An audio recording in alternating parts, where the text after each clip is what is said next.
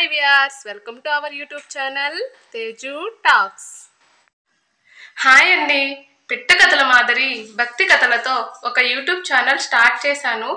Devotion గురించి చెప్పాలన్న ఆలోచనతో డివోషన్ని ఇష్టపడే వాళ్ళు, డివోషన్ని ఎంకరేజ్ చేసే వాళ్ళందరూ please support to me. Thank you.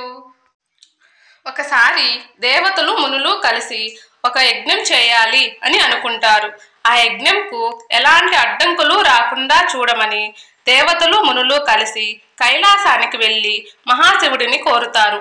మహాశివుడు అంగీకరించి తన కుమారుడైనటువంటి వినాయకుణ్ణి పిలిచి యజ్ఞానికి ఎటువంటి అడ్డంకులు రాకుండా, ఎవ్వరూ దీనికి అంతరాయము కలిగించకుండా చూసుకోమని బాధ్యతను వినాయకుడికి అప్పగిస్తాడు. అప్పుడు అక్కడికి ఒక అహంకారి అయినటువంటి కుబేరుడు వస్తాడు. వినాయకుడు అతన్ని పోనివ్వకుండా అడ్డుకుంటాడు. అప్పుడు కుబేరుడికి కోపం వచ్చి వినాయకుణ్ణి అవమానిస్తాడు.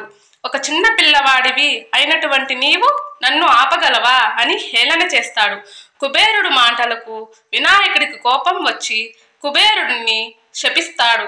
నీవు అహంకారంతో నన్ను అవమానించావు.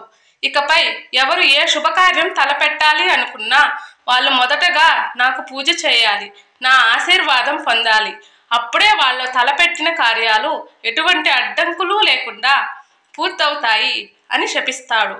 అందువలన అప్పటి నుంచి వినాయకుడికి మొదటి పూజ చేసి మొదటి పూజనీయుడిగా పిలుస్తారు.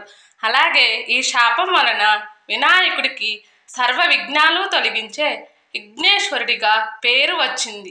జై గణేష్. ఈ వీడియో మీకు నచ్చినట్లయితే లైక్ చేయండి, సబ్స్క్రైబ్ చేయండి, ఎలా ఉందో కామెంట్ చేయండి.